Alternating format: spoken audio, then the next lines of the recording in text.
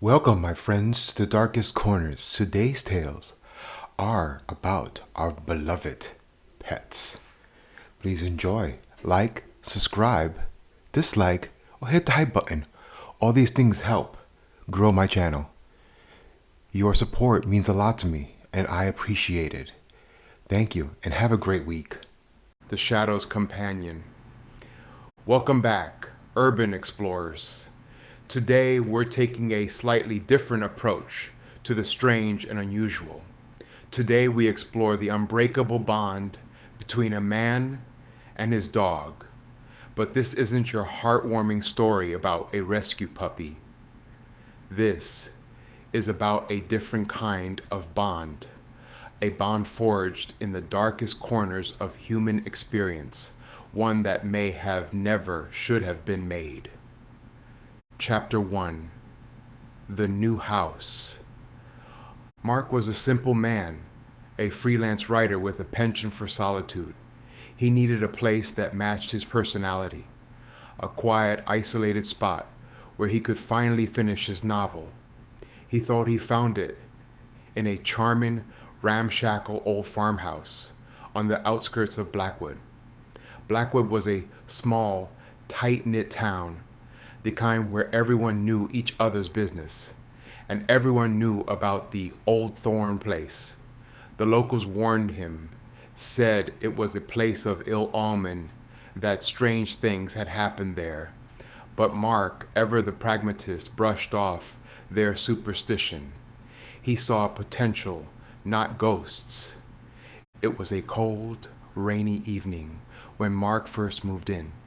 The old house, a sprawling mix of wood and brick, had an eerie grace to it.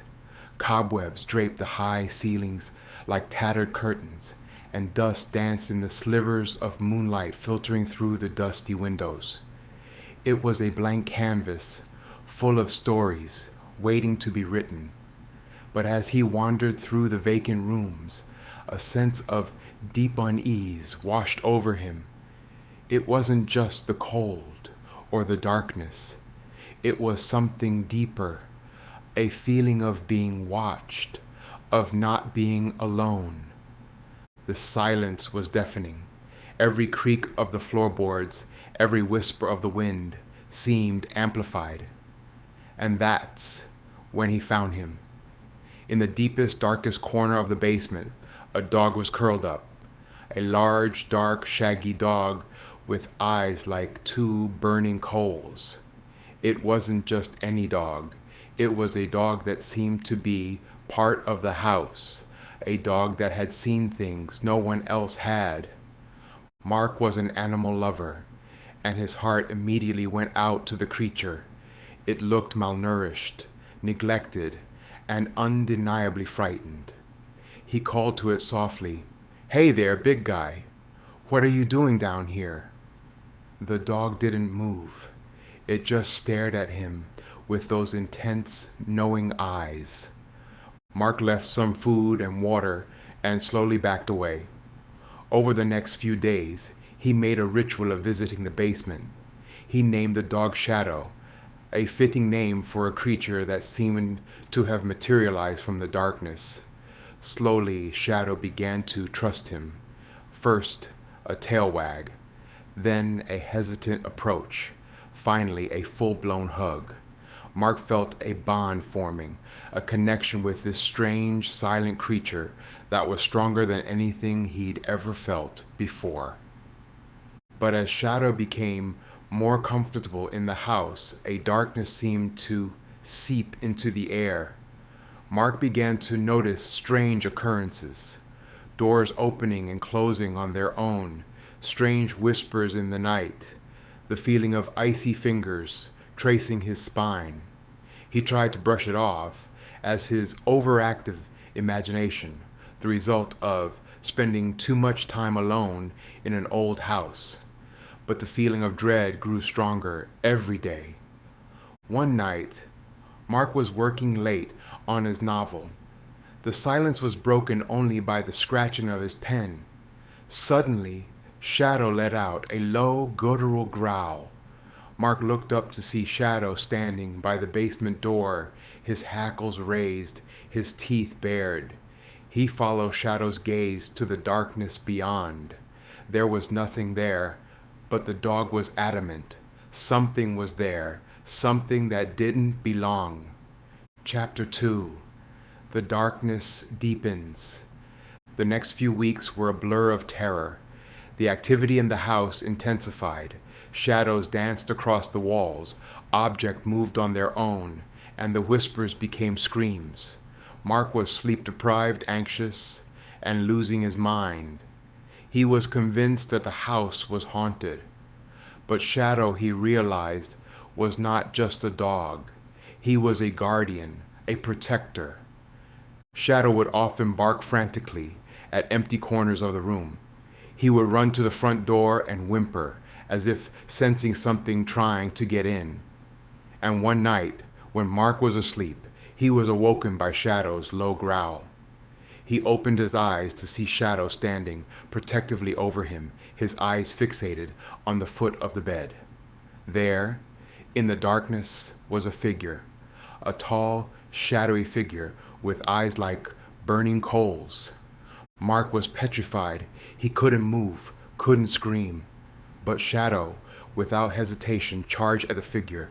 The figure dissolved into a plume of black smoke, leaving behind a cold, chilling aura.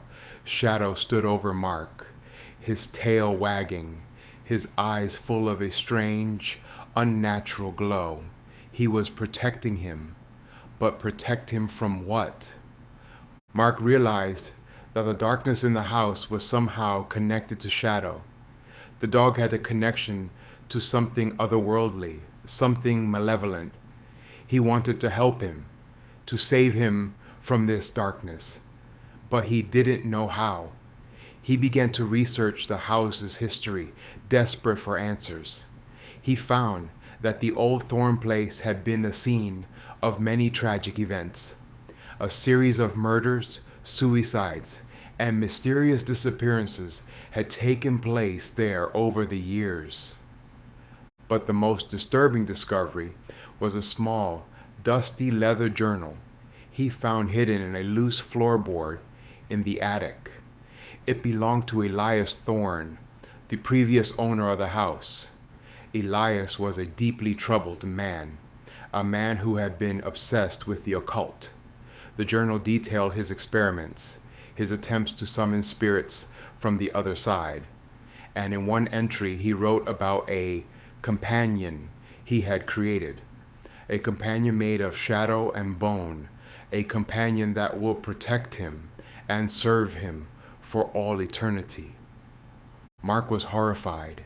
He realized that Shadow was not just a dog. He was the companion Elias had created, a creature from the other side, trapped in the body of a dog. And the darkness in the house, the shadowy figures, the whispers in the night, they were all connected to Shadow. They were trying to break him free, to reclaim him. Chapter 3. The Broken Bond.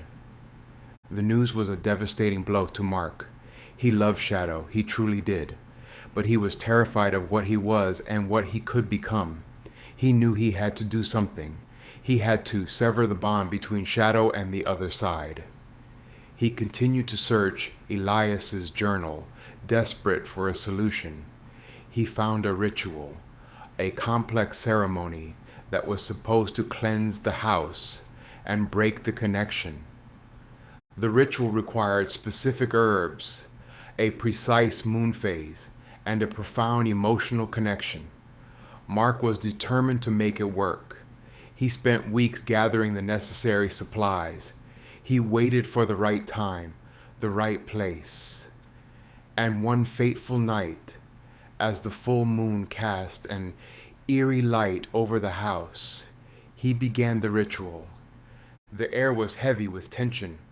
Mark began to chant the words of the ritual, his voice trembling with fear and determination.